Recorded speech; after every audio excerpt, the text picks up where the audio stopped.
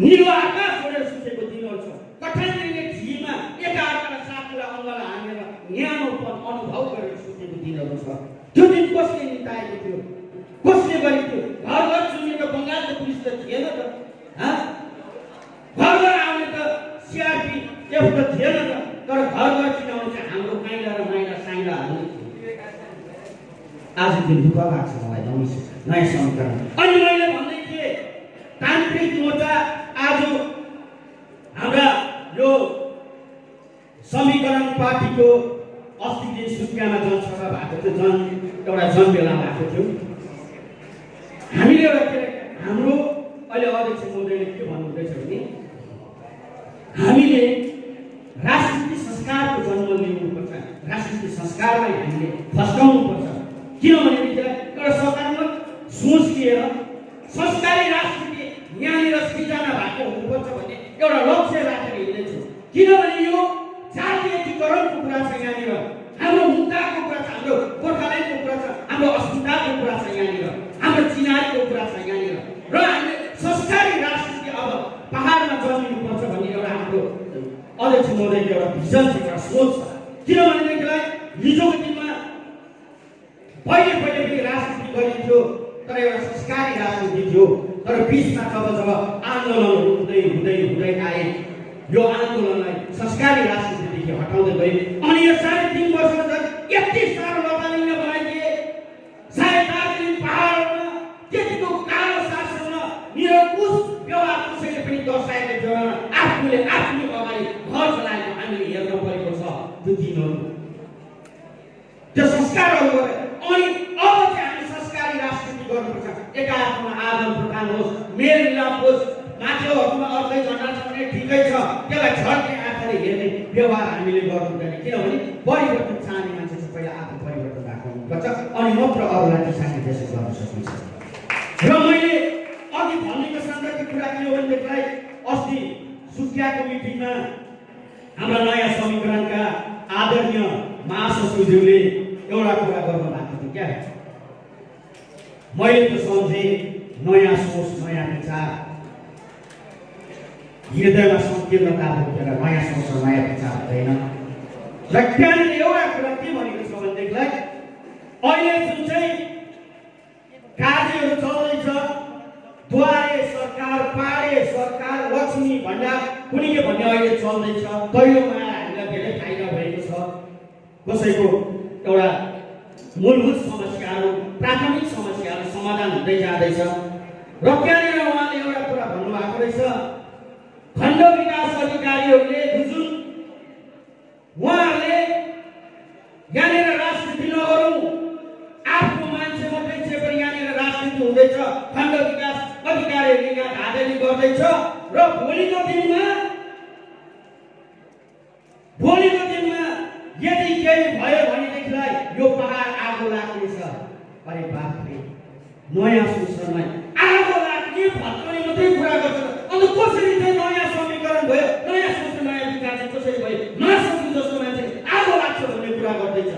हामीलाई त खण्ड विकास अधिकारीहरूले त्यस्तो धाँधली गरे जस्तो लाग्दैन। अनि यिनीहरूलाई चाहिँ कसरी अप्ठ्यारो पर्यो भनेर भन्दाखेरि 3.5 वर्ष चाहिँ मै लाउँ मै खाउँ सबै कुरा वरिपरि राखेर बसेको हो नि त।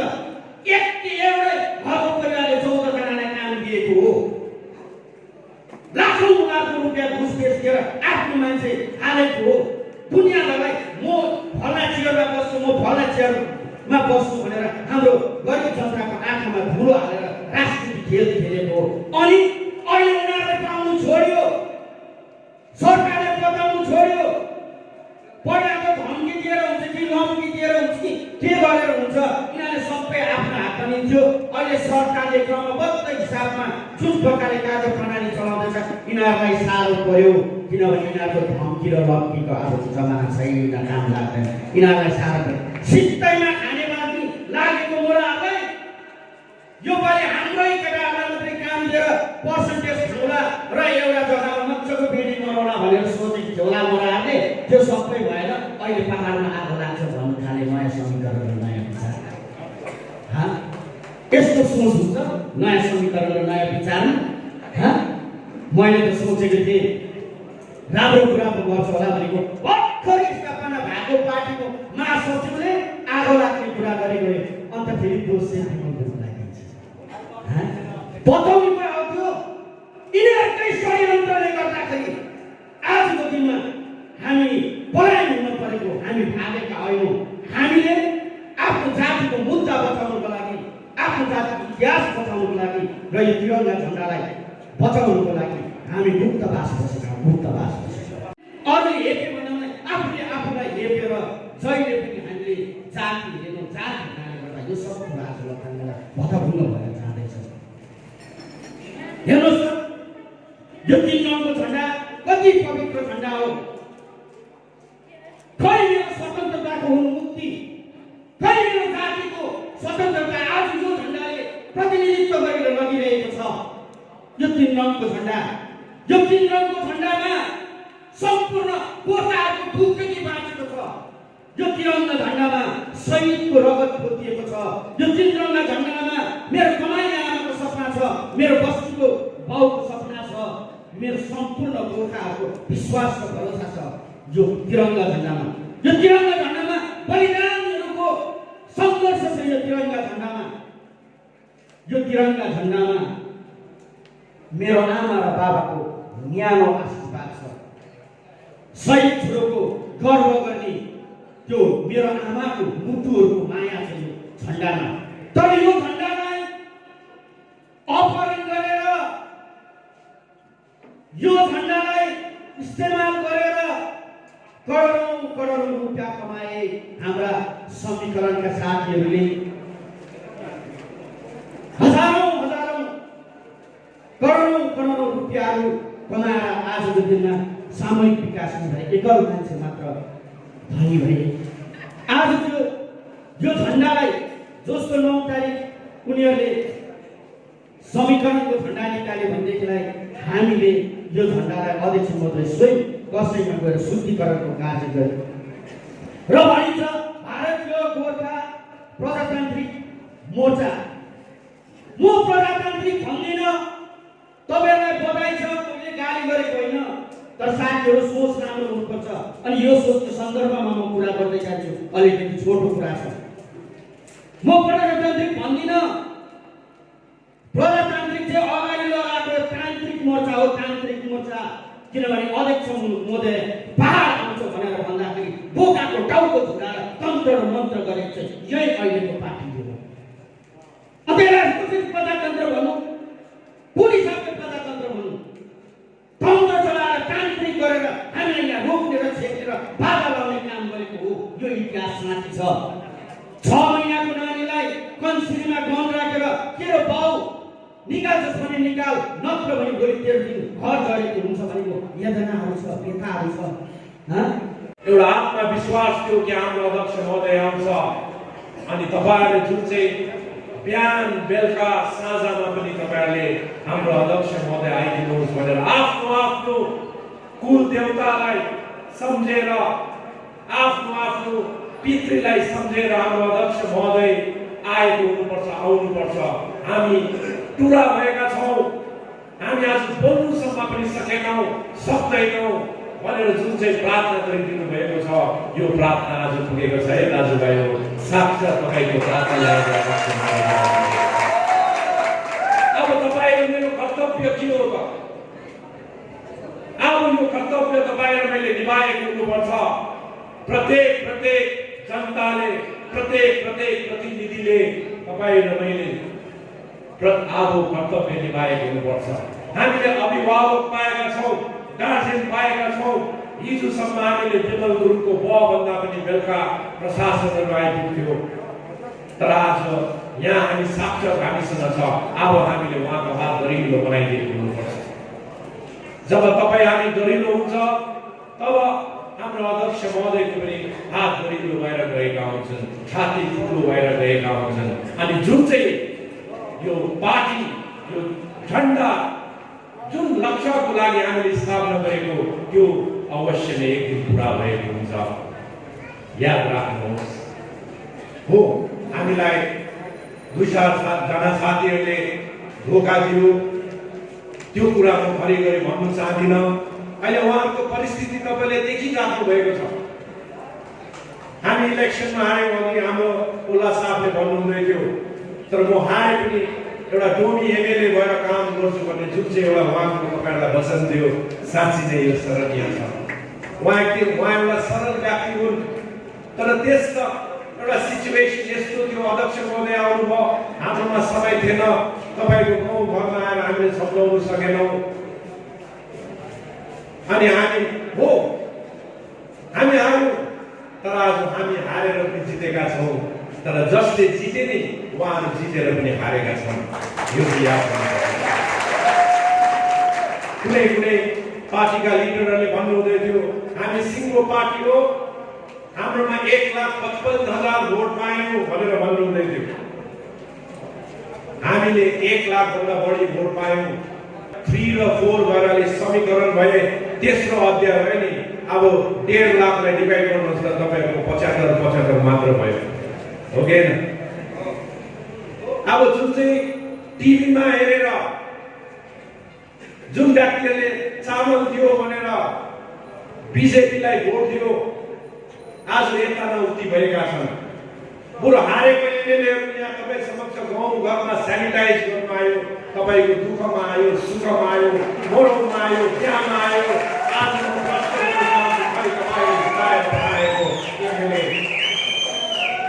तपाईँले दिनुभएको वचन खै 11 जातिको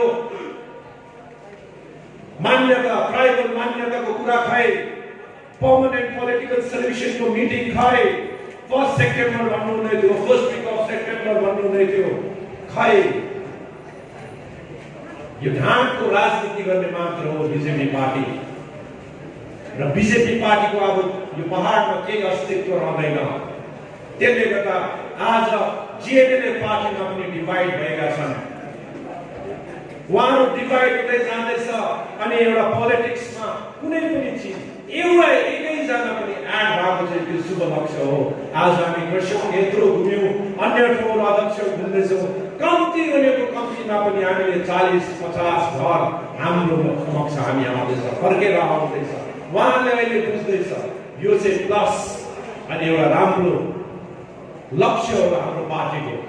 र उहाँहरू डिभाइड भएका छन्।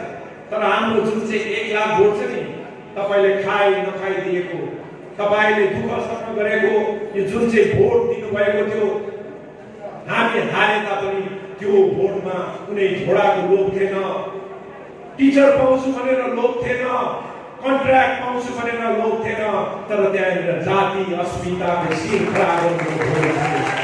हाम्रोमा एकदम मजबुत 1 लाख भोट हामीसँग छ, अझै हाम्रोमा बढ्दै गएका छन्। भोलिको दिनमा हामी देखाइदिएको हुन्छौँ फेरि अध्यक्ष महोदयको एउटा राम्रो नेतृत्वमा यो पहाडमा, कुशल नेतृत्वमा यो पहाडमा हामीले एउटा राजनीति गर्नुपर्नेछ। राजनीति भनेको सोसियल वर्क हो। तपाईँले सोसियली हिसाबमा काम गरिदिएको हुनुपर्छ। त्यसले गर्दा यो प्रकारले काम गरिदिनु भयो भने अवश्य नै हाम्रो सङ्गठन, हाम्रो जाति, हाम्रो यो पहाड तराई डोरसँगै हामी धेरै अगाडि गएका हुन्छौँ। हामीले धेरै अगाडि काम गरेका हुन सक्छौँ। त्यसले गर्दाखेरि मेरो अन्तमा तपाईँहरूसँग यही म बिन्ती गर्न चाहन्छु, निवेदन गर्न चाहन्छु, आउने दिनहरूको लागि तपाईँहरूलाई धेरै धेरै शुभकामना।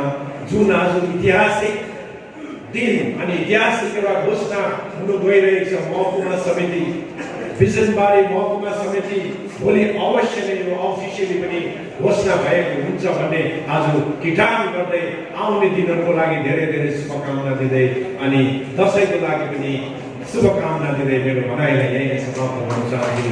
धेरै धेरै धन्यवाद। जय गोर्खा, जय गोर्खाल्यान्ड। हाम्रो अध्यक्षलाई दाजु गर्दा उहाँ हजारौँ लाखौँ गुणा अरूभन्दा हामीले श्रेष्ठ नै पाउँछौँ। किन भन्दा उहाँको जुन प्रकारको मतलब इमान्दारीपन र जुन प्रकारको धैर्यता उहाँमा छ, त्यो देख्दा चाहिँ सायद है विरोधीहरू विचलित नै छ। र यसले गर्दाखेरि हामी जतिजना हामी 2017को आन्दोलनपछि उहाँलाई हामीले पर्खेर बसेको थियौँ, उहाँलाई हामीले विश्वास गरेर भरोसा गरेर आशा गरेर बसेको थियौँ, त्यसको अनुरूप आज यो संविधान गठन हुन गइरहेको छ। र यसमा हामीलाई धेरैवटा कुराको हामीलाई यसमा हामीले लाभ उठाउन सक्छौँ। र हामीले जुन प्रकारले यो मैले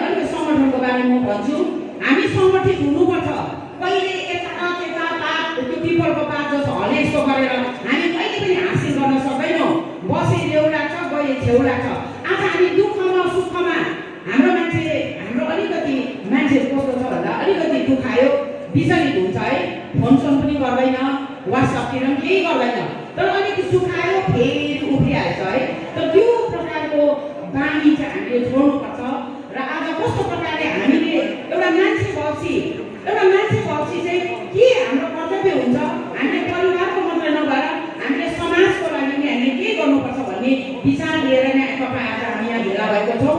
आज हामी विभिन्न जाति, विभिन्न धर्म, विभिन्न परिवारबाट हामी आएको छौँ, तर हाम्रो लक्ष्य चाहिँ एउटै छ, के भन्दा हाम्रो चिनारी गोर्खाल्यान्ड। र हामीले गोर्खाल्यान्डको लागि कुनै पनि कुरोको लागि आज हामीलाई नेतृत्वको जरुरत पर्छ।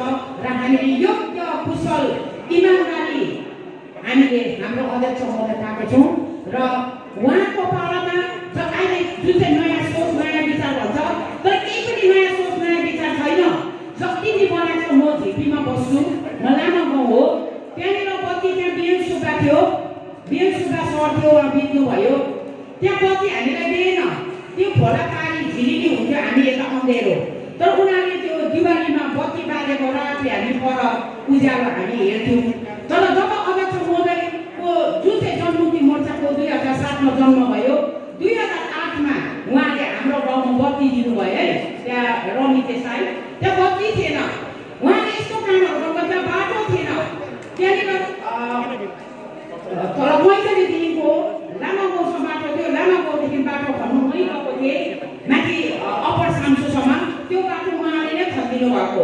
यहाँनिर अब यो रमिते साइडमा बाटोहरू कति खनिदिनु भएको छ उहाँले गर्दा हो। बाटोदेखिको लिएर कम्युनिटी हल धेरै धेरै उपलब्धि, जस्तो यहाँ विजन ब्याङ्कको डिग्री कलेज, यो पनि उहाँको उपलब्धि हो। जति पनि गरेको छ हाम्रो अध्यक्ष महोदयको पालामा नै भएको छ। तर यो नयाँ सोच, नयाँ विचारमा चाहिँ घोटालाबाज चाहिँ भएको छ, अरू चाहिँ भएको छैन। र हामीले यस्तो साह्रो त्यो ठाउँमा बसेर विगतमा जुन जेनेरेटको जुन प्रकारको अत्याचार थियो, अहिले जेनेरेट ज्ञानी बुद्धिमानी भएको कुराहरू गर्छ। तर उहाँहरू यस्तो डरलाग्दो शासन थियो कि जुन चाहिँ फ्रान्समा भएको शासन जस्तो थियो है, रेन अफ टेरर भन्छ, आतङ्कको शासन थियो नि त, त्यो शासनलाई तोडेर हाम्रो अध्यक्ष महोदयले जनमुक्ति मोर्चा पार्टी खोल्नुभयो। त्यहाँदेखि मात्रै हामीले चाहिँ अलिकति साथहरू पनि पाएको है, म आज भन्छु किन सत्य कुरा भन्नुपर्छ। र आज जुन स्वतन्त्रता उहाँले जुन यो जनमुक्ति मोर्चा हामीले पायौँ, तर त्यसबाट चाहिँ कतिले चाहिँ एकदमै फाइदा उठाएर है, कति मान्छे चाहिँ अति नै स्वतन्त्र भएर चाहिँ के गर्यो, अध्यक्ष महोदयलाई नै उहाँले के गर्यो, हटाउने कोसिस गर्यो। जातिलाई गद्दार गर्नेहरूले गर्दा हाम्रो यो भिड अध्यक्ष विमल गुरुङ अनि जनतामा परस्पर गयो। यो 3.5 वर्ष हुन सकेको थिएन यो भिड। आज यहाँ मैले देख्न पाउँदा मलाई धेरै खुसी लागेको छ। र हामी यसरी नै बिस्तारै बिस्तारै यो भिड बढ्दै जान्छ। 3.5 वर्षको प्रताडना सहेर 3.5 वर्षको हामीले राजनीतिक दूरी त अध्यक्ष विमल गुरुङ गोर्खा जनमुक्ति मोर्चा र जनताको बिचमा जुन थियो, त्यो केवल एउटै शब्दले जोडिएको थियो, त्यो गोर्खाल्यान्ड शब्द। अनि गोर्खाल्यान्ड शब्द, छुट्टै राज्य गोर्खाल्यान्ड शब्दलाई जीवित राखेर अध्यक्ष विमल गुरुङ लगायत हाम्रो राजनीतिक अहिले सङ्घर्षरत छ। यसमै कुनै शङ्का छैन। अध्यक्ष विमल गुरुङ मात्र एक गोर्खाको नेता हुन् जहाँबाट हामीले गोर्खाल्यान्ड निर्माणको सम्भावना देखेको छौँ। यसैले पहाडको सम्पूर्ण जनताको मनमा, भारतव्यापी जनताको मनमा अध्यक्ष विमल गुरुङ अनि गोर्खा जनमुक्ति मोर्चाको अहिले विश्वास बढेको देखेका छौँ, हामीले विश्वास बढेका छौँ, त्यसमा कुनै दुई मत छैन। अनि आज गोर्खाल्यान्ड महकुमा प्रशासनिक प्रारूपको विषयमा अन्य वक्ताहरूले तपाईँहरूलाई स्पष्ट बुझाउनु हुनेछ। तर योभन्दा यही विषयमा म रिम्बिक योजना समष्टिको अहिले संयोजकको रूपमा अनि केन्द्रीय समितिको सदस्यको रूपमा के भन्न चाहन्छु भने, जुन यो महकुमा पूर्वी चन्द्रबारी महकुमा यस क्षेत्रको वरिपरिको 4वटा समष्टिलाई लिएर जुन महकुमा समिति बनाउने जुन निर्णय र विचार आएको छ र यो निर्माण हुँदैछ, यसमा हामी समर्थन भरसाथ समर्थन जनाउँछु। यो महकुमा समितिले अबदेखि उताको राजनीतिक जुन हाम्रो साङ्गठनिक क्रियाकलाप छ यसलाई सुदृढीकरण गर्नमा धेरै सजिलो र धेरै मद्दत गर्छ भनेर हामीले विश्वास राखेको छौँ। महकुमा समिति गठन गरेपछि यो 4वटा समष्टिको जनताले यो महकुमा समितिबाट धेरै कुरा सहुलियत धेरै सुविधा पाउँछ भनेर हामीले विश्वास गरेको छौँ र यो महकुमा समिति सशक्त बनिएको हुनुपर्छ र यो महकुमा समितिलाई एउटा शक्ति प्रधान महकुमा शक्ति बनाएको हुनुपर्छ भनेर हामीले विश्वास राखेको छौँ र यो महकुमा समिति उसै पनि बिजनबारी महकुमा 2017 देखि अगाडि अगुवाई गोर्खा जनमुक्ति मोर्चा अध्यक्ष विमल गुरुङको एउटा परिकल्पना हो। प्रशासनिक रूपले पनि यो महकुमा छुट्टै बनिनुपर्छ भनेर उहाँले अध्यक्ष विमल गुरुङले पूर्व नै यो परिकल्पना तयार गरेको तर अब राजनीतिक सङ्गठनको रूपमा यो महकुमा बनिँदैछ।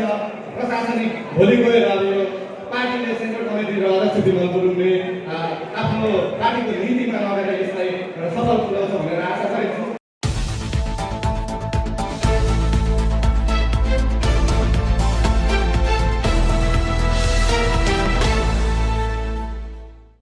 दसवटा काम छोडेर हजुरहरूले अध्यक्ष विमल गुरुङ आउनुहुन्छ अनि यहाँ महकुमा समितिको फर्मेसन गर्नु जानु हुँदैछन् भन्ने कुरोमा हजुरहरू आउनुभयो। सबैलाई नै एउटा मुष्टमा नै म तपाईँलाई मेरो हृदयबाट कोटी कोटी प्रणाम टक्राउन चाहन्छु। अनि यहाँ मञ्चमा रहेका जति पनि आज संगठनका ढाँचामा रहेका जति पनि महानुभाव हुन्छन्, एकजनालाई भन्दाखेरि अर्कोको नाम छुटिहाल्यो भने मन दुख्छन् होला। त्यसले गर्दाखेरि एकै मुष्टमा हजुरहरूलाई भन्न चाहन्छु, यहाँ स्टेजमा बसेका जति पनि मेरो परिवार छ, मेरो हृदयबाट धेरै धेरै माया छ हजुरहरूलाई पनि। र आज मैले यो फर्मेसनको डिक्लेरेसन गर्नु भन्दाखेरि पहिला चाहिँ मैले आशीर्वाद दिनु जरुरी छ। फोटो खिचेर मात्र कहाँ हुन्छ र? फोटो खिचाएर मात्र कहाँ हुन्छ र? फोटो त दिलमा पो खिचेको हुनुपर्छ त, मनमा पो खिचेको। तपाईहरुलाई म विनती गर्न चाहन्छु, फोटो तपाईको दिलमा खिचियोस् है, मनमा खिचियोस्, खाली तपाईको क्यामेरामा मात्र सीमित नहोस्। यो तपाईको हरेक मनमा खिचेर जाओस्। बुझ्न सकेका छैनन् मेरो आजसम्मको योगदान, जान्न सकेका छैनन् आजसम्मको मेरो बलिदान, सोच्न सकेका छैनन् आजसम्मको मेरो कर्तव्य। यही सोचाइ र विचारहरूलाई लिएर आज जोगी जस्तै गाउँघरमा ठेडी फुक्दै हिँडिरहेका छु। बखन्दै बखन्दै गाउँघरको कन्दलामा, बस्तीको चेपचापमा, सिर्कुना बगानको आज कुइनेन बारीको चेपमा, कमानको प्रत्येक ढिस्कानामा आज कमानको दुई पात एक सिरोसँग हाते मालो गर्दै आज बताइरहेको छु, हिँडिरहेको छु, जनाइरहेको छु। तर मलाई लाग्छ बुझ्न नसकेको जस्तो मलाई लाग्छ, अनि कति विषयहरू बुझेर पनि बुझ पचाएको जस्तो पनि लाग्छ मलाई। तर जे भए तापनि, जे सोचे तापनि, जे कुरो आज मनमा लिएर गए तापनि, तर यो चिजलाई चाहिँ तपाईले बुझ्नुहोस् है, विमल गुरुङ चाहिँ 2007 मा जस्तो थियो 2017 मा पनि त्यही विमल गुरुङलाई चाहिन्छ भनेर कयौं हामीले आज कराउँदै चिछाउँदै हिँडिरह्यौं।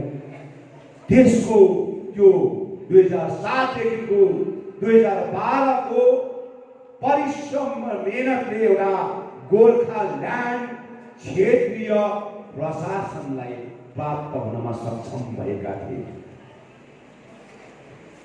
तर त्यति बेला त्यो नामावली बनाउँदाखेरि त्रिपक्ष बैठक धेरैपल्ट हुँदाखेरि पनि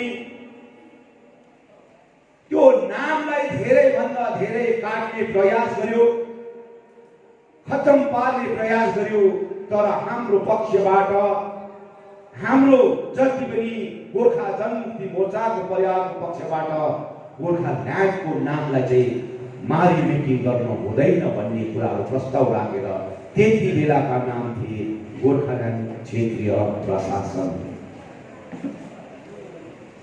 र त्यो दिएको हामीले परिश्रम गरेर जन्माएको प्रडक्ट भएको चिज 2017 सम्म हामीले दुःख पीर मार्ग कष्ट सधैँ गाउँघरको विकास उन्नति बस्ती कमान सहर सिन्कुना बगानको हरेक विषयवस्तुलाई लिएर हामीले काम गर्दै गयौँ।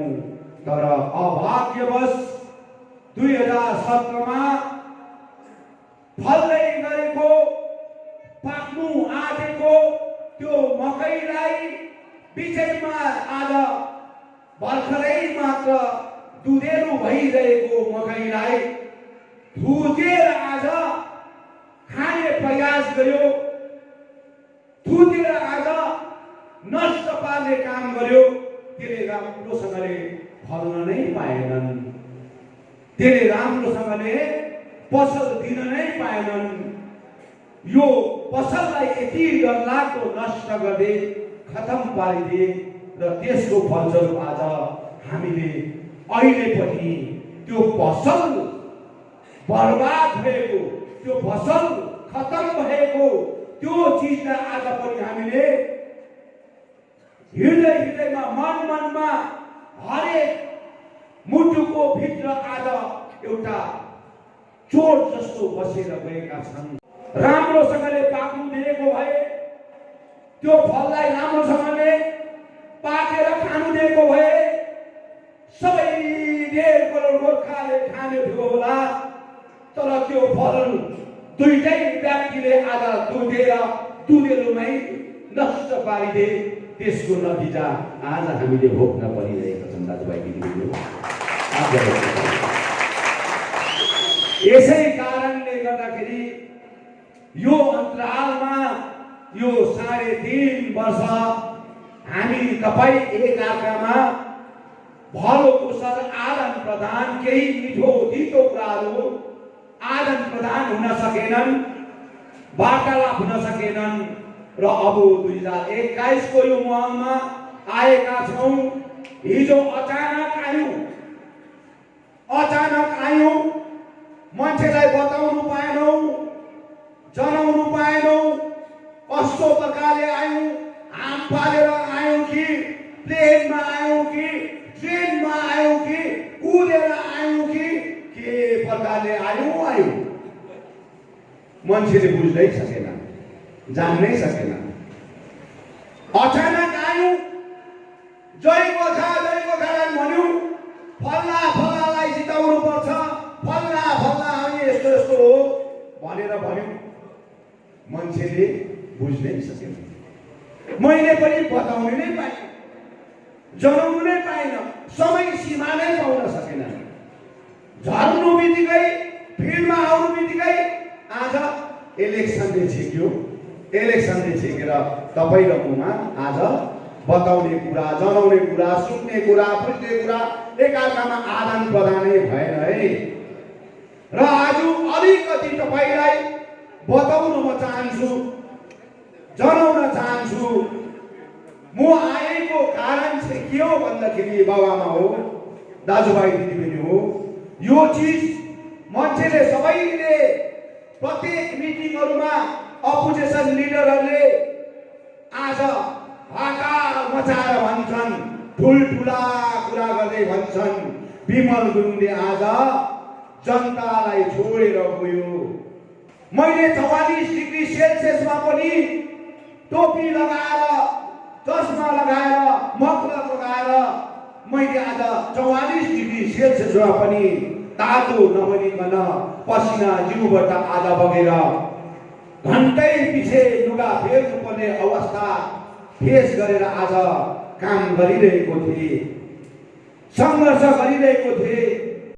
धेरै मानिसले, धेरै लिडरले ठुल्ठुला कुरा गरे विमल गुरुङ पहाड छोडेर गयो लथा लिङ्गै गरेर गयो भनेर भन्यो बाबामा हो।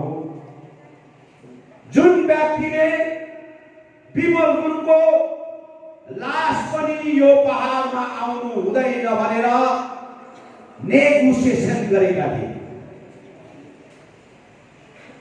विमल गुरुङको लास पनि पहाडमा आउनु हुँदैन। अगर विमल गुरुङ जिउँदो भयो भने पोलिटिक्स गर्न सक्दैनौँ हामीले। विमल गुरुङको लास पनि आउनु हुँदैन भनेर जमकनाको प्राङ्गणमा बसेर डिस्कस भएका हुन्। अनि यो चिज त्यो डिस्कसन भएपछि कहीँ न कहीँ त मेरो दुश्मन छ भने त्यहाँ शुभचिन्तक पनि त हुन्छ होइन र? अब यहाँ पनि धेरै मान्छे हुनुहुन्छ, तपाईँहरू सोचेको भन्दा धेरै मान्छे, तर कहीँ न कहीँ उता पनि खबर गर्ने त होला नि त। त्यसलाई डिनाइ गर्नु सकिँदैन नि त, सकिँदैन नि त, हुन्छै हुन्छ नि त। त्यस्तै आज त्यति बेला चाहिँ उहाँको मिटिङहरूमा डिस्कसनमा यो चिजहरू उठ्दाखेरि चाहिँ मलाई मेरो शुभचिन्तकले डराई फोनद्वारा बताउनु भएको थियो, अध्यक्षज्यू तपाईँ बाँच्नुपर्छ, तपाईँमाथि यो डरलाग्दो षड्यन्त्र हुँदैछ, यति डरलाग्दो षड्यन्त्र हुँदैछ, अनि यो षड्यन्त्रमा तपाईँ बाँच्नु भएन भने भोलि दिनमा डरलाग्दो पहाडको स्थिति हुन्छन्। अलवेज मलाई रिपोर्टहरू दिएका थिए, कहिले पनि झुटो रिपोर्ट दिएको थिएन। अनि त्यति बेला पनि त्यो रिपोर्ट सही दिएको थियो कि जुन व्यक्ति त्यहाँ बसेर वार्तालाप गरेका थिए, आदान प्रदान गरेको थिए, विमल गुरुङ चाहिँ जिउँदो हुँदैन है, अन्त मात्रै हामी तपाईँहरूसँग साथमा रहेका हुन्छौँ भन्ने कुरा रहेका थिए। त्यहाँबाट उता जुन प्रकारको जलखेल यो पहाडमा भत्काउने, जल्ने, माग्ने, आज तोडाउने विभिन्न प्रकारको आज ताण्डव मच्यो। मलाई त्यति बेला फिल भयो हो रहेछ, अब म बाँच्नु नै पर्ने रहेछ, म बाँच्नु नै पर्ने रहेछ, किनभने यो तिरङ्गा झन्डाको थीम हो। यो झन्डालाई 2007 तारिकको दिन 11:19 दार्जिलिङको शिरमा रहेका महाकाल बाबालाई स्मरण गरेर, महा गुरुदेवलाई स्मरण गरेर यो तिरङ्गा झन्डालाई जन्माएको मेन थिम थियो गोर्खाल्यान्डको आज इस्युलाई लिएर। यो इस्युलाई लिएर मैले यो झन्डा जन्माएको थिएँ। यो झन्डा जन्माउनुभन्दा अगाडि 6 तारिकदेखिको अगाडि जति मैले राजनीतिक वातावरण फेस गरेँ नि, त्यो समयमा चाहिँ जेएनएलको जग थियो, जग एनी क्याम्प विमल गुरुङको ज्यानमालको नोक्सान हुन्थ्यो। त्यो चिजलाई पनि मैले एक्सेप्ट गरेका थिएँ। अनि यो चिज जब मैले थाहा पाइसकेपछि मैले सोचेँ होइन, यो झन्डा त विमल गुरुङलाई जिटिएको चिफ एक्जिक्युटिभ बनाउनु जन्मेको होइन, सभासद बनाउनु जन्मेको होइन, कमिसनर बनाउनु जन्मेको होइन, यसले माटोको सुगन्ध लिएर जन्मेको यो झन्डा हो, माटोको। त्यसले गर्दाखेरि म बाँचिनुपर्छ, म बाँचिनुपर्छ। अगर म बाँचे भने यो झन्डा बाँचेको हुन्छ, यो झन्डा बाँच्यो भने यो झन्डाले बोकेको इस्यु बाँचेको हुन्छ भन्ने कुरा मैले सोचेँ। अनि म यहाँबाट जानु नै बेटर सम्झेँ, यहाँबाट जानु नै बेटर सम्झेँ। बाबामा हो भुल भयो भने माफ पाउला, यो झन्डालाई बचाउनलाई म आफ एउटा डिसिसन लिएँ। त्यस पश्चातको राजनीतिक महल भारतीय जनता पार्टीसँग नजिक बसेर 2007 देखि 2017 सम्म जुन प्रकारको काम गरे, अनि 2019 को इलेक्सनसम्म पनि भारतीय जनता पार्टीलाई मैले विदाउट कन्डिसन 1 पोइन्ट डिमान्ड, त्यो डिमान्डको लागि मात्र मैले उहाँसँग काम गरेँ। भारतीय जनता पार्टीले मेरो इस्युलाई 11 जातवरी गोष्ठीलाई नजिकबाट हेरेका थिए, एकदमै छेउबाट हेरेको थिए। मलाई सरकारको पक्षबाट, बङ्गाल सरकारको पक्षबाट पनि रिक्वेस्ट गरेका थिए, हामी मिलेर काम गर्न पर्छ, पहाडलाई बनाउनु पर्छ, बङ्गाललाई बनाउनु पर्छ भन्ने धेरै ताल मलाई भन्नुभएका थिए। मुख्यमन्त्री ममता ब्यानर्जीज्यूले भन्नुभएको थियो। तर मैले त्यो चिजलाई डिनाइ गरेर, त्यो चिजलाई वास्तै नगरिकन मैले मेरो जाति अस्मिताको कुरालाई सोचेर, मेरो माटो र मेरो आउने पिँढीलाई सोचेर, मेरो सानो सानो बालकका नानीको भविष्यलाई सोचेर मैले कहिले पनि उहाँसँग बसेर काम गर्न चाहिनँ। किनभने मैले मेरो आफ्नो छुट्टै राज्य गोर्खाल्यान्डको विषयलाई आज मैले लिएर जाँदैछु। त्यसले गर्दाखेरि आज भारतीय जनता पार्टीले हाम्रो इस्युलाई नजिकबाट हेर्नु भएको छ अनि उहाँको संकल्प पत्रभित्र, यो चाहिँ संकल्प पत्रभित्र चाहिँ म गर्छु भनेको हो। यो संकल्प पत्रभित्र 11 जात गोष्ठी सानो सानो राज्य गठन गर्छु भन्ने विषय उहाँले राख्नु भएको थियो मेनिफेस्टोमा।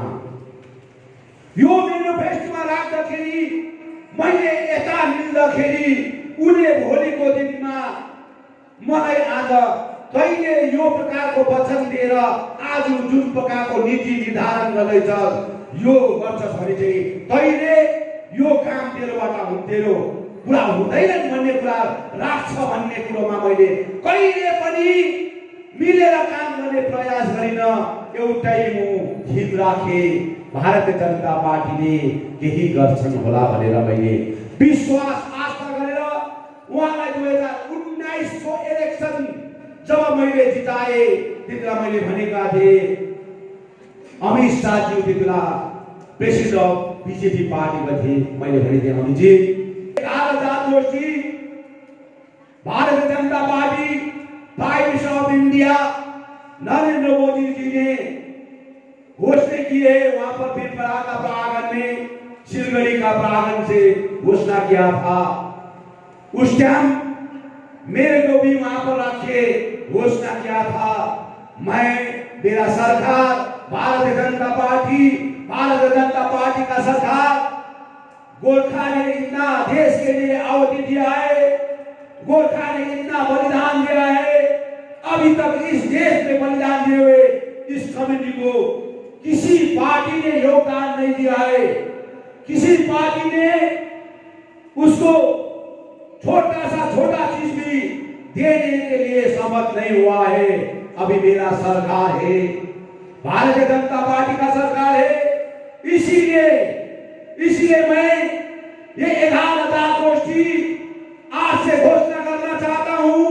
आज से मैं बताना चाहता हूं कि मेरा सरकार और मैं कल से ये काम शुरू करूंगा। 11 जात गोष्ठी मैं कल से ये काम शुरू करूंगा।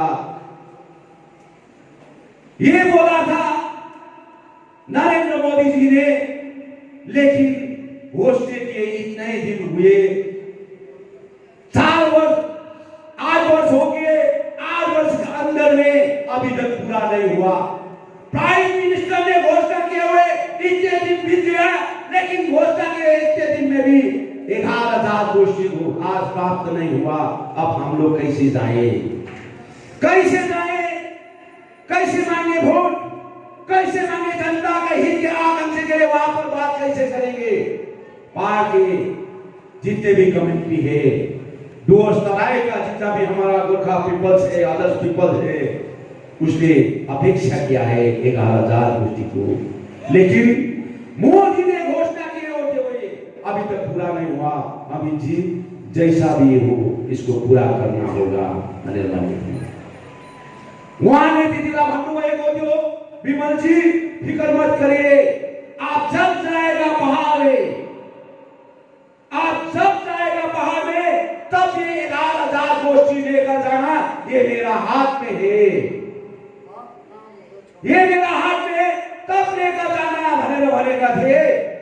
तर वहाँ 2019 को इलेक्सन जित्योपछि हामीले कमिटमेन्ट गरेका थियौँ नर्थ बेङ्गालको 8वटा सिटमा 7वटा सिट जिताउन सक्षम भयो। वचन हामी पक्का गर्यौँ। त्यस पश्चात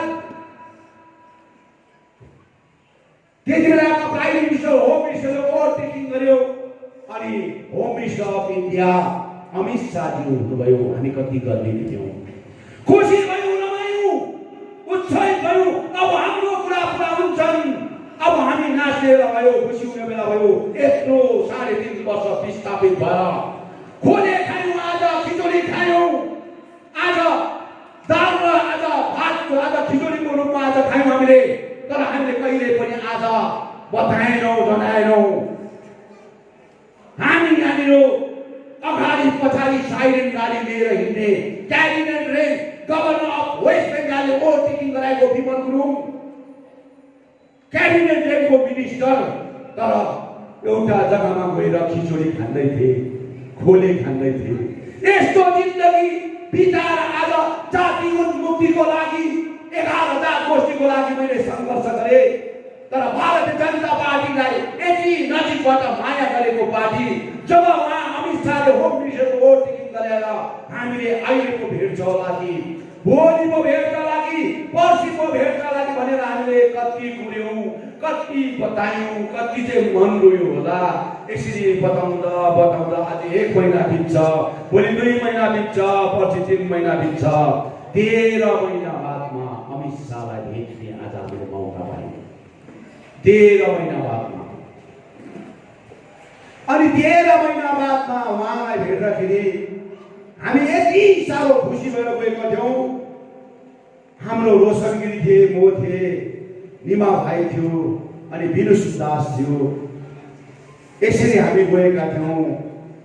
अनि जाँदाखेरि हामीलाई बस्नुहोस् भनेर बस्यौँ। अनि त्यहाँबाट हामीले भन्यौँ अमितजी अब तो आप होम मिनिस्टर बन गया है, तो आपने कमिटमेंट किए हुए वादा अब पूरा करना होगा, क्योंकि 2021 का अभी इलेक्शन आ रहा है, अब इसको पूरा करना होगा। 11,000 गोष्ठी आप ही ने बोला था, मेरोमा रिकॉर्ड छ, हेर्नुहोस् मेरोमा विथ प्रूफ रिकॉर्ड छ। आप ही ने बोला था 11,000 गोष्ठी लेकर जाइए, जब आप बाहर जाएगा तब लेकर जाना भनेर उहाँले भन्नुभएको कुरा मैले त्यहाँ पनि पठन गरेँ। त्यति बेला भन्दाखेरि उहाँले भन्नुभयो कि विमलजी ये 11,000 गोष्ठी असम का इलेक्शन का बाद में सोचना पड़ेगा भन्दाखेरि हाम्रो मन कस्तो भयो। तपाईहरुको भावना बसेर कतिवटा कुराहरू सुन्नुहुन्थ्यो, विचार भन्दै बस्नुहुन्थ्यो। रगतको आज पानी पिउँदै थियौँ हामीले, रगतको आँसु सुन्दै थियौँ हाम्रो। यस्तो जिन्दगी हामीले गऱ्यौँ र उहाँले आसाम का इलेक्शन के बाद में सोचना पड़ेगा भन्दाखेरि हामी जुन हिसाबमा गएका थियौँ हक्का खुद गरेर त्यहाँबाट उता चाहिँ हामीले सोच्यौँ ठिक छ तपाईको यही पर्सन हो भने ठिकै छ भनेर भन्यौँ। त्यति बेला उहाँले भन्यो विमल जी अब प्राइवेट मीटिंग करना होगा, जो भी है जो भी इशू है उस पे राख के समाधान करना पड़ेगा भनेर ठिक छ भनेर त्यहाँबाट आयौँ। सिधै हामी विजयवर्गीकोमा गयौँ। विजयवर्गीमा गएर भन्यौँ हामीले यो एकदमै प्र्याक्टिकल कुरा है, तपाईले कतिजना बीजेपीलाई भोट हाल्ने दाजुभाइ दिदीबहिनी पनि होला, उहाँले भोलि दिनमा राजु विष्टलाई सोध्नुपर्छ है तपाईहरुले।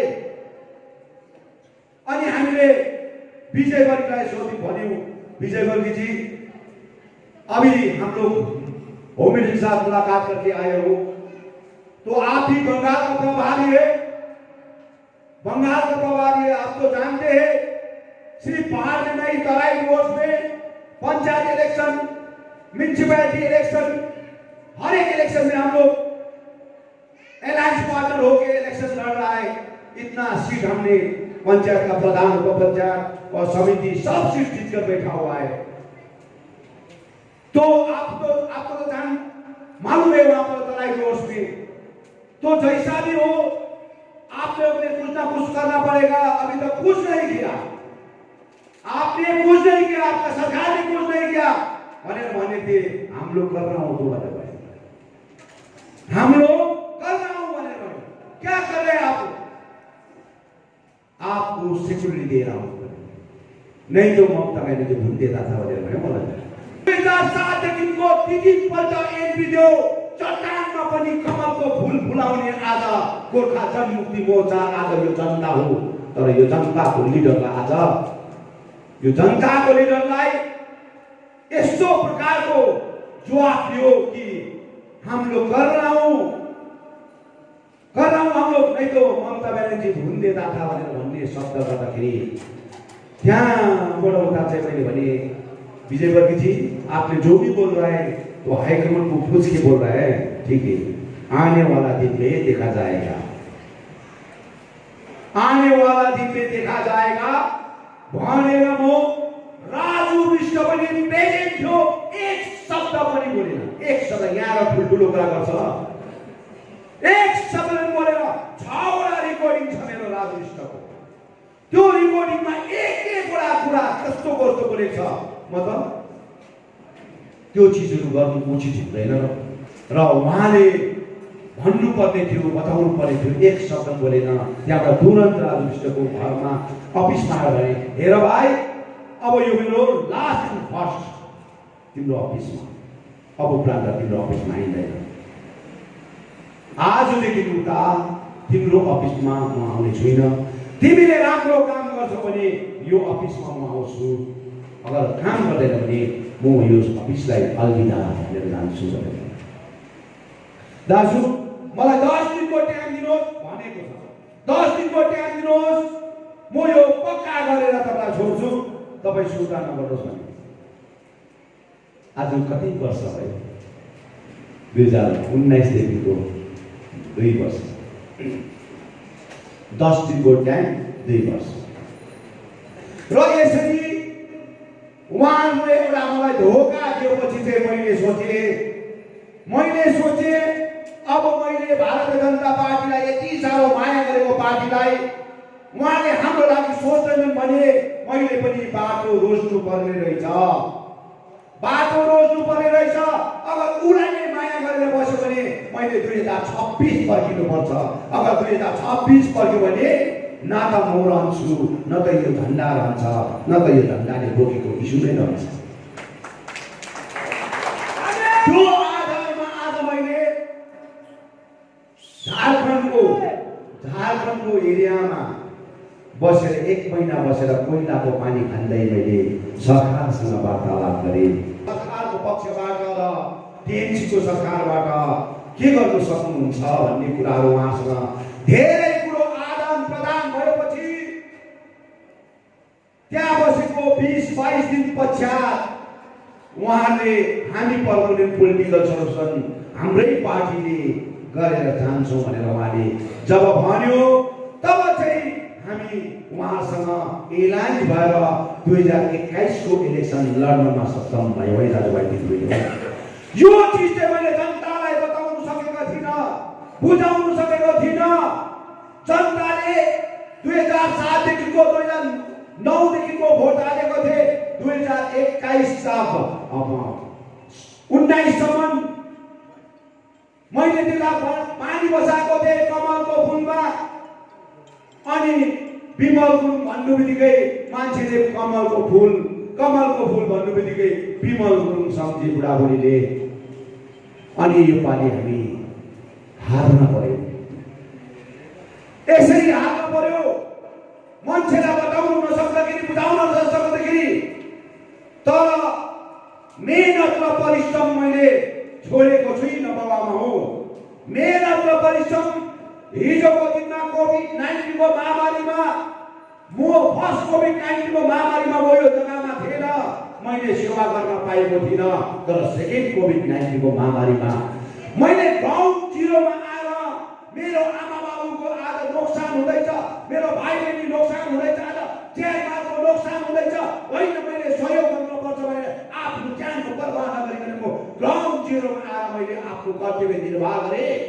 त्यहाँबाट मेरो दाजुभाइ दिदीबहिनीसँग आमा बाबाहरूसँग आदान प्रदान गरेर उहाँसँग एउटा हातेमालो गरेर आज यो मञ्च आज तयारी पार्न फेरि हामीले रेडी भएका छौँ। पर्मानेन्ट पोलिटिकल सोल्युसनको विषय आज सेटलमेन्ट यहाँ हुन्छ। त्यस पश्चात यो जग्गामा यो महकुमा समितिले क्रिएट गरेका यो 4टा समष्टिलाई लिएर यो वृक्ष रोपेका छन्। यो वृक्षले चाहिँ होल डिपार्टमेन्टहरू त्यो सञ्चालन भएका दार्जिलिङमा सञ्चालन भएका हेड अफिसमा सञ्चालन भएका डल्लै डिपार्टमेन्टहरू चाहिँ एउटा यो महकुमामा अन्तर्भुक्त भएर जाओस्। यो जग्गामा इरिगेसनको टेन्डर हुँदाखेरि दार्जिलिङमा पुगेर खोज्न नपरोस्। भल पहिरो आउँदाखेरि दार्जिलिङमा गएर खोज्न नपरोस्। यहाँको रोडको टेन्डर हुँदाखेरि यहाँको विभिन्न कुराहरू आज डिपार्टमेन्टको हैसियतबाट आज पिएचईकोबाट होस्, इरिगेसनकोबाट होस्, डिटीबाट होस्, आज हरेक कुरोहरू चाहिँ आज दार्जिलिङलाई सोच्न नपरोस्, दार्जिलिङ महकुमालाई सोच्न नपरोस्। बिजनबारी महकुमा समिति आज गठन भएका छन्। यो बिजनबारी महकुमा समितिमा नै आज यस्ता चिजहरू यहाँनिर जन्मन सकोस्। यो महकुमा समितिले आज यसरी जन्माउन सकोस्। प्रत्येक जग्गाबाट आज श्रीखोलादेखि लिएर आज रिम्बिक लोधमादेखि लिएर त्यो वरिपरिका जति पनि एरियाहरू छन्, यो एरियाको सम्पूर्ण मानिसहरूले आज त्यो चिजहरूलाई दार्जिलिङमा गएर खोज्न भन्दाखेरि यो महकुमा समितिको क्षेत्रफलमा आफ्नो आफ्नो डिपार्टमेन्टहरू यहाँ सेटलमेन्ट आज सेटअप भएका हुन्छन्।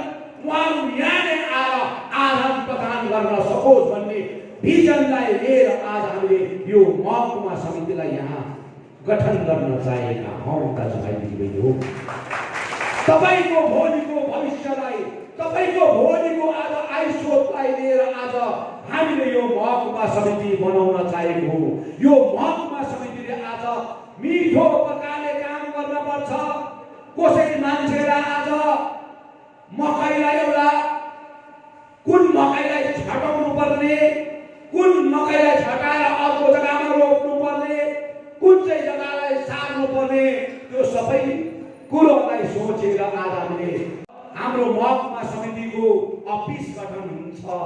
यहाँनिर नै सोधी खोजी होस्, यहाँबाट आदान प्रदान होस्, यहाँबाट लेखाजोखा होस्। अनि यो अफिसियल जुन प्रकारले आज पोलिटिकल हिसाबमा आज हामी विश्लेषण गर्न गएका छौँ, यो मेरो स्वार्थको लागि गरेको होइन, मेरो निजी स्वार्थको लागि होइन। मैले यहाँबाट बेनिफिट पाउँछु भनेर यो महकुमा समिति आज बनाउन चाहेको होइन। मैले यहाँको हजारौं मानिसको आज असुविस्तालाई सुविस्तामा परिणत गर्नलाई आज सुविस्तालाई परिणत गर्नलाई आज यो महकुमा समिति आज यहीँबाट आज राम्रो भएर जाओस् भन्नुको खातिर हामीले यो महकुमा समिति बनाउन गएका हौँ। त्यसले गर्दाखेरि महकुमा समिति आज बनेर जान्छन्। जतिजना छनौट हुन्छन्, जतिजना आज यहाँ बसेका हुन्छन्, यहाँ बसेका महकुमा समितिले विदाउट कन्डिसन कुनै पनि गरिब दुखी, कुनै पनि लुला लङ्गडा कानान्दा, कुनै पनि आज गरिब सन्तान, निमुखा सन्तान आज कमानको श्रमिक वर्ग, बस्तीका कृषक दाजुभाइहरू आज यस्ता आज जति पनि आज शोषित पीडित छन्, यसको हित र आकांक्षाको लागि काम गरेको हुनुपर्छ। यो चेयरमा बस्दा यो चेयरले आज मान्छेको मेन्टालिटी चेन्ज गरेका हुन्छ। जब बसेका हुँदैनन्, नबसिन्दासम्म यो चेयरको लागि धेरै भन्दा धेरै आतुर हुन्छन्, धेरै भन्दा धेरै इच्छा जाहेर हुन्छन्, धेरै भन्दा धेरै आफू त्यहाँ पुग्नुलाई कोसिस गरेका हुन्छन्, लबी गरेका हुन्छन्, विभिन्न प्रकारको कुरा गरेका हुन्छन्। तर त्यहाँ पुगेपछि यो चेयर यस्तो नराम्रो चेयर हो, जुन चिजले तिम्रो मेन्टालिटी चेन्ज गरेका हुन्छन्, तिम्रो विवेक चेन्ज गरेका हुन्छन्, तिम्रो बानी चेन्ज गरेका हुन्छन्, तिम्रो वातावरण चेन्ज गरेका हुन्छन्, तिम्रो आदान प्रदान चेन्ज गरेका हुन्छन्, तिम्रो कर्मलाई चेन्ज गरेका हुन्छन्। यो जम्मै कुरोलाई आज तपाईँले निस्वार्थ प्रकारले काम गरेर लान पर्छ। एउटा गरिब मान्छे आज तिम्रो अफिसबाट तपाईले वचनले हुन्छ कि मनको हृदयको कुनाबाट निकालेको शब्दले हुन्छ कि दिएर हुन्छ कि मनाएर हुन्छ कि, तर त्यो अफिसबाट रुएर जानु हुँदैन, खुसी भएर जान पर्छ। दुःख दिनसम्म दिएको हो र पनि मलाई त हामी छौँ भनिरहेको छ। राम्रो कुरा गरेको सुन्न पाऊ, नाता नातिले सुन्न पाओस्। यो दाजुले, यो बडाले, यो काकाले हाम्रो निम्ति, हाम्रो क्षेत्रको निम्ति, हाम्रो समाजको निम्ति काम यति मिठो गरिदिनु भयो भन्ने कुरा मेरो नाता नातिले सुन्न पाओस् भन्ने थिम राखेर म काम गर्छु। त्यसले गर्दा आज हजुरहरू जति पनि हुनुहुन्छ, जो पनि महकुमा समिति आज बन्न गइरहेका छन्, यो महकुमा समिति बनेर गएपछि तपाईँले एकदमै गाउँ हित आकाङ्क्षाको लागि काम गर्नुपर्छ है। बुझे नि? तपाईँले मलाई लिडरको रूपमा नहेर्नुहोस् है, लिडरको रूपमा गार्जियनको रूपमा हेर्नुहोस्, माध्यमको रूपमा हेर्नुहोस्, अभिभावकको रूपमा हेर्नुहोस्। मलाई लिडरको रूपमा हेर्नु भयो भने सँगै बसेर फोटो खिच्नु पाउँदैन, सँगै बसेर बातचित गर्न पाउँदैन। लिडरको रूपमा हेर्नु भने टाढो रहन्छ, अभिभावकको रूपमा हेर्नुभयो भने त्यसरी नजिक बसेर बात गर्न पाउँछौँ, छेउमा बसेर बात गर्न पाउँछौँ। मलाई अभिभावकको रूपमा हेर्नुहोस्, लिडरको रूपमा नहेर्नुहोस्। मलाई म अभिभावकको रूपमा काम गर्न चाहन्छु। यो तपाईँले यो सन्देश हरेक कुरामा तपाईँले बताउनु पर्छ, जानु पर्छ। अहिले घरि लोभ लालचमा बसेका छन् मान्छे, लोभ लालचमा। भाइ बहिनी आज कोभिड-19ले, लकडाउनले देश विदेशबाट आज घर वापसी भएको छन्, घर वापसी। काम दाम छैन, घरको चुलामा भात पाक्दैन। अहिले यस्तो स्थिति भइसक्यो। बेकारी आज लकडाउनले गर्दाखेरि, कोभिड-19ले गर्दाखेरि बेकारी भइसक्यो। अब यो चिजलाई चाहिँ राजनीतिक नेताहरूले आफ्नो पार्टीलाई माइलेज दिनको लागि, बेनिफिट दिनको लागि यस्ता भाइहरूलाई आज युटिलाइज गर्दैछ। विद्यार्थी नानीहरूलाई युटिलाइज गर्दैछ। पढेका नानीहरू, लेखेका नानीहरू आज गरिबको आज हित र आकाङ्क्षालाई खेलवाड गरेर आज राजनीति गर्दैछ।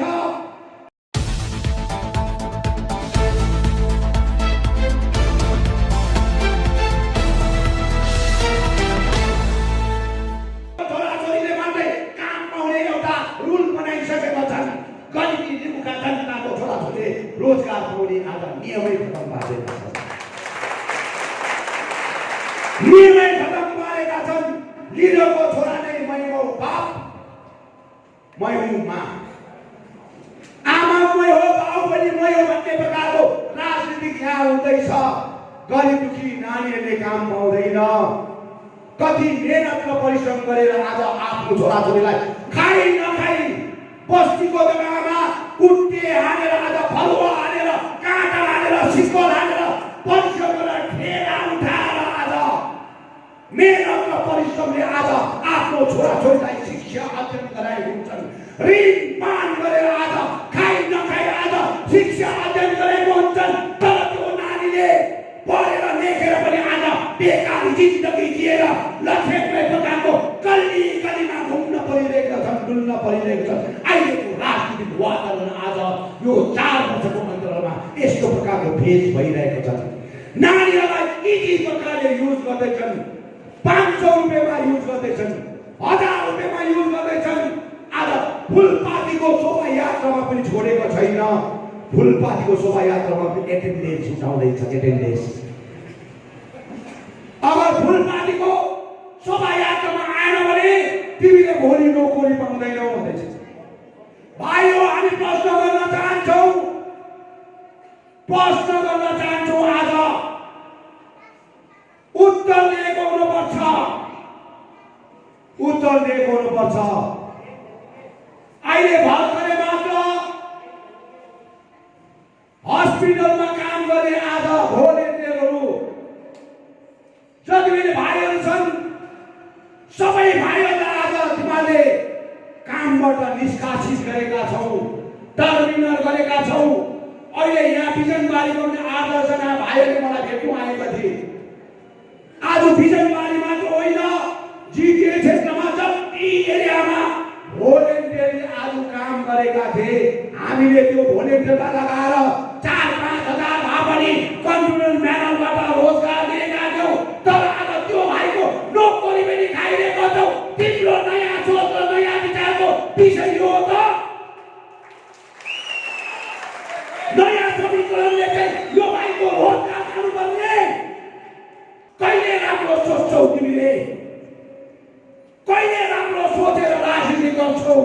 जहिले पनि जनतालाई इस्तेमाल गरेर आफ्नो स्वार्थपूर्तिको राजनीति गर्छौ तिमीले।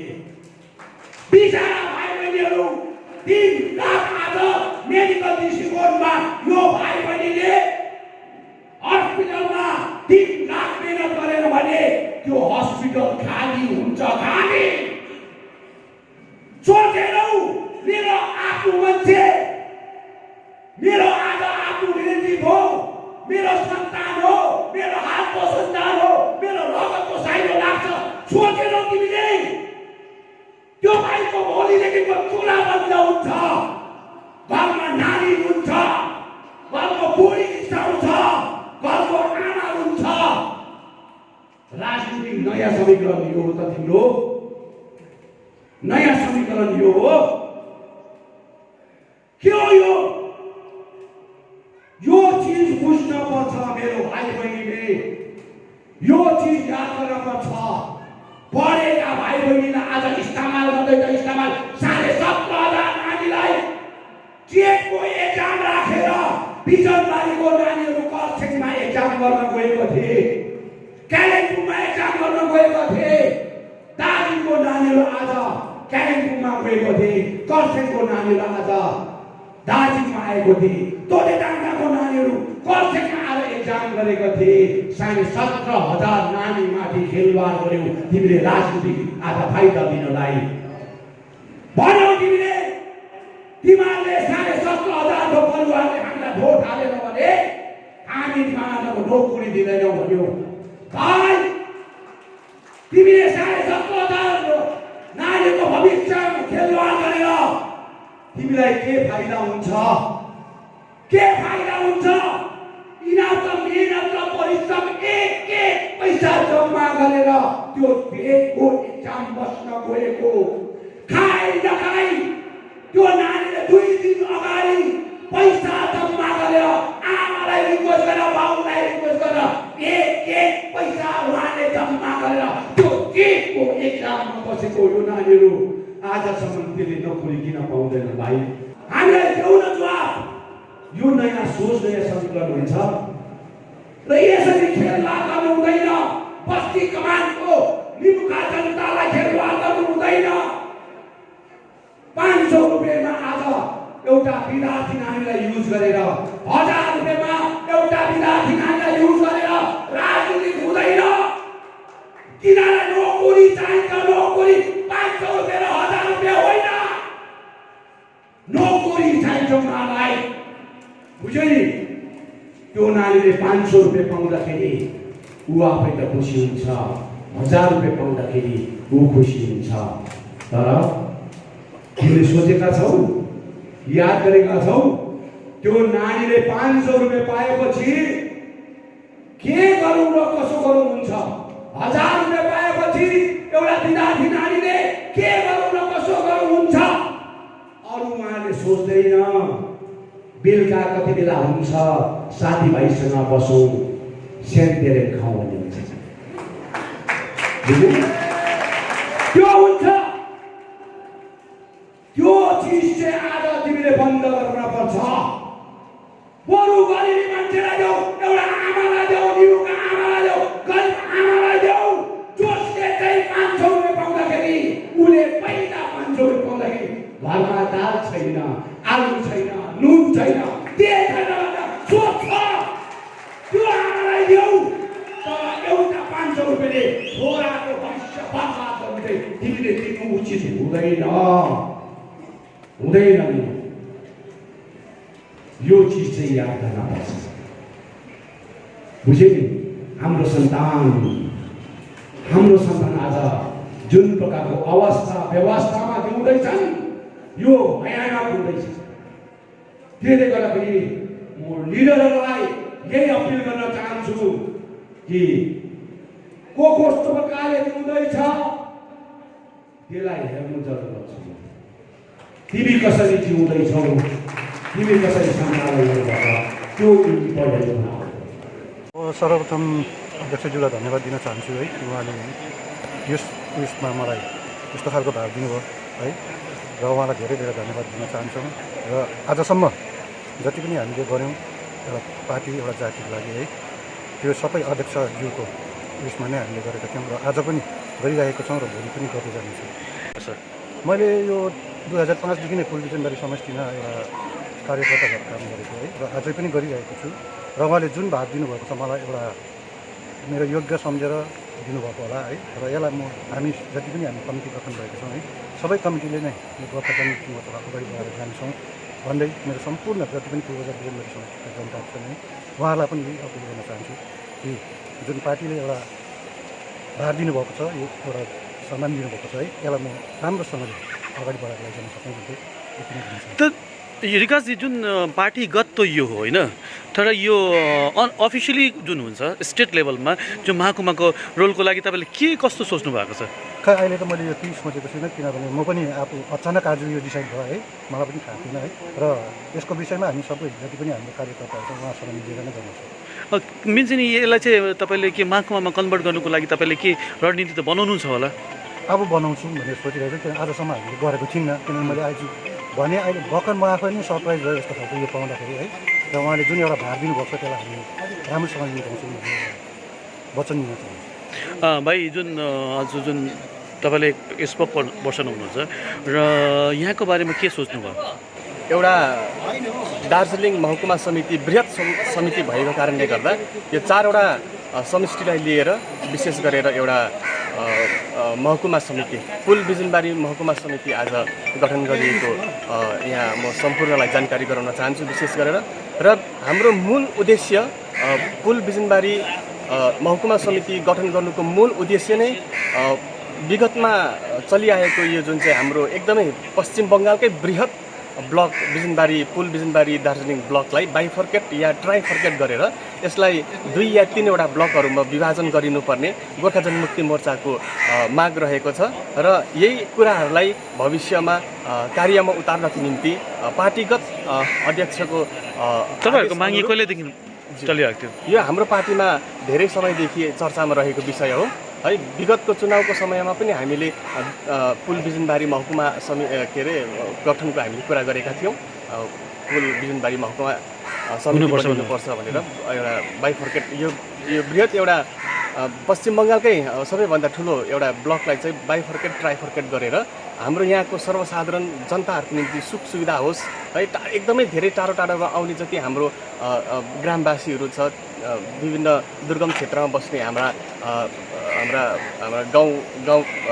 गाउँले कमान बस्तीमा बस्ने मानिसहरू छ, उनीहरूलाई एकदमै धेरै असुविस्ता भएको कारणले गर्दा हामीले पार्टीगत सोच राखेर भविष्यमा यसलाई हामी अफिसियली पनि हामी पत्रचार गर्नेछौँ विभागसँग र यो कुराहरूलाई हामी इनिसिएट गरेर यो पुल बिजनबारी दार्जिलिङ ब्लकलाई यो खण्ड विकास जुन चाहिँ हाम्रो ब्लक छ यसलाई हामीले बाइफर्केट या ट्राइफर्केट गर्ने हाम्रो पार्टीको उद्देश्य रहेको छ।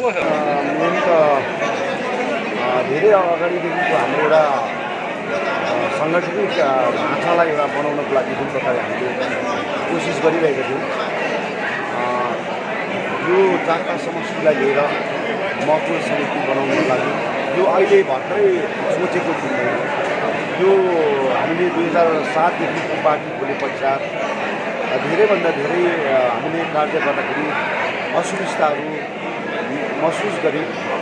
अनि आज बिजनबारी रेली कैजली दिल्ली क्लोदमा चुङथुङ मालेबुङ दामसाङ समष्टिलाई लिएर मात्र होइन, हामीले यसरी सुनादालाई पनि एउटा पाठ गरेर, खरसाङलाई एउटा पाठ गरेर, गोरुबथानलाई एउटा पाठ गरेर यसरी हामीले आफ्नो एउटा पोलिटिकल एउटा भोलिको दिनमा एउटा राम्रो वातावरण होस् अनि मानिसलाई धेरैभन्दा धेरै सुविस्ता होस् भन्ने खातिर हामीले 2007 जब पार्टी खोलेपछि अनि 2012मा हाम्रो जुन प्रकारले एउटा जुन काम भयो त्यसमा हामीले काम गर्दाखेरि असुविस्ताहरू धेरै महसुस गऱ्यौँ। अनि यसलाई यसरी हामीले महकुमा समितिलाई एउटा परिवर्तन गर्ने एउटा कोसिस गरिरहेको छौँ। जसरी हामीले मिरिकलाई सोचेर काम गर्नमा सक्षम भएको थियौँ। आज गोरुबथान पनि यसरी नै ब्लकलाई बनाउनुमा सक्षम भएका छौँ र यस्तो कुराहरू थुप्रो विषयहरू थियो। त्यो विषयलाई लिएर आज हामीले यो पोलिटिकल सिनारीलाई एउटा भोलिको दिनमा यो एरियामा राम्रो होस् भन्दा खातिर हामीले गर्न चाहन्छौँ। जस्तो यसको ब्लकलाई पनि डिभाइड गर्नुहुन्छ कि? ब्लक त अब हामीले 8वटादेखिको 16वटा ब्लकको कुरा गरेको र यसरी नै अब गोरुबथान जस्तै पेदुङ ब्लक छुट्यो। अब लाभा ब्लकलाई पनि अब यस्तो प्रकारले हामी प्रपोजल राखेका छौँ अनि त्यसलाई पनि अब अलगडादेखिको झन्डै 18-22 किलोमिटर जस्तो त्यो अवधिमा यो पर्छ। र आज पेदुङ 4-5 किलोमिटर भित्रमा एउटा ब्लक बनिनु सक्छ, तर लाभालाई आज धेरैभन्दा धेरै असुविधा छ। यो विषयमा पनि हामीले एउटा काम गरिरहेछौँ अनि अरू ब्लकहरूलाई आज बनाउनु पर्ने विषयहरूमा पोलिटिकल सिनारीमा हामीले कतिवटा काम गरिरहेछौँ। विशेष गरी हाम्रो यो बिजनबारी क्षेत्र है रिम्बिकमा धेरै आवश्यकता छ है, एउटा ब्लकको माग पनि उठिरहेको छ। तपाईँहरूले समय समयमा भनिरहेको कुरा हो होइन, उहाँको जनताहरूको माग पनि छ रिम्बिकलाई एउटा ब्लक दिनुपर्छ। त्यसमा तपाईँहरूको सरकारसँग राम्रो छ नि है, त्यसमा एउटा कुरो यस्तो हो, हामीले ब्लकलाई कुन कुन डिभिजनमा एउटा विभाजन गरेर काम गर्नुपर्ने भन्ने कुराहरूमा हामीले यसलाई लेखाजोखा गरिरहेको छौँ। जुन चाहिँ एकदमै हामीले फुल फ्लेजर हामीले त्यसको एउटा त्यो सराउन्डिङ एरियाका त्यहाँका लोकल पिपलको जो एउटा राई पायौँ सहमत पायौँ त्यो आधारमा भएर पनि गएको छ र यो जग्गाहरूको लागि हामीले पुरा निगरानी राख्दैछौँ। धेरैभन्दा धेरै ब्लकहरूलाई अब डिभिजन गरेर काम गर्नुपर्ने। जसरी आज महकुमाको लागि तपाईँहरू आउनु भएको छ, के गभर्मेन्टलाई पनि यसको अर्जीहरू चढाउनु भएको छ कि? जम्मै गर्छौँ। त्यसको लागि के प्रोसेस कोर्टमा हामीले यो जुन प्रकारको हामीलाई भोलिको दिनमा काम गर्नु सुविस्ता हुन्छ त्यो चिजलाई गभर्मेन्टलाई पनि हामीले यसलाई प्रपोजल दिएर हामीले यसलाई अगाडि बढाउँछौँ। यो त त्यसै बनाएर हामीले देखाउनुको लागि मात्रै गरेको होइन, यसलाई लिगल गर्छौँ। यो नि विशेष है एउटा सरकारी तौरमै महकुमा नभई है तपाईँहरूको साङ्गठनिक कार्य गर्नु कतिको सजिलो नहोला कि जस्तो लाग्छ, के लाग्छ तपाईँलाई? यो महकुमा समिति बनाउनुको लागि मान्छेको एकदमै आज जुन प्रकार पोलिटिकल प्रेसराइज हुनु पऱ्यो, पोलिटिकल एउटा यसको एउटा पहल हुनु पऱ्यो अनि हामीले यो पोलिटिकल प्रेसराइज पोलिटिकल पहल गरेको कि यो त अब चुप्पो लागेर बस्यो भने त यो चिज त हुँदैन। तर हामीलाई आज यो डिमान्ड गरेर चाहिँ यो विषयमा अगाडि बढाउँछौँ ताकि भोलि दिनमा धेरैभन्दा धेरै राम्रो भएर आउँछ। हुन्छ नि असुविस्ता कसले गर्दा पनि यो आज हामीले महकुमा समिति बनाउन चाहेको स्टेटलाई पनि प्रपोजल दिन्छौँ नि हामीले, यो स्टेटलाई दिँदैन भन्ने कुरा होइन, स्टेटलाई दिन्छौँ तर पार्टीगत हामीले अब यो ढाँचामा हामीले पोलिटिकल सिनारी चाहिँ हामीले सुरु गरेका छौँ। तपाईँ भन्नुहुन्छ राज्य सरकारलाई लिखित रूपमा तपाईँहरूले यो पेस गर्नुहुन्छ? सबै नि जहाँ महकुमा समिति हामीले गरेका छौँ। पहिला पनि हामीले मिरिक महकुमा समिति पनि आज कार्यमा परिणत भयो, गोरुबथान आज त्यही प्रकारले कार्यमा परिणत भएछ हुँदैछ नि। अनि ब्लक बन्यो त्यही हामीले गरेको कर्मले गर्दा अब मैले यो म्युजिकल चेयरलाई मैले ओगट्ने सोच्ने भन्नेमा त अघिको दिनमै प्रपोजल राखेर म आउँथेँ होला नि। यो प्रपोजल मैले केही पनि राख्न चाहेको छुइनँ र आउने दिनहरूमा कस्तो प्रकारले गभर्मेन्ट पोलिटिकल सदस्यहरूको विषयमा अगाडि बढ्छ यो आधारमा काम गरेको हुन्छ।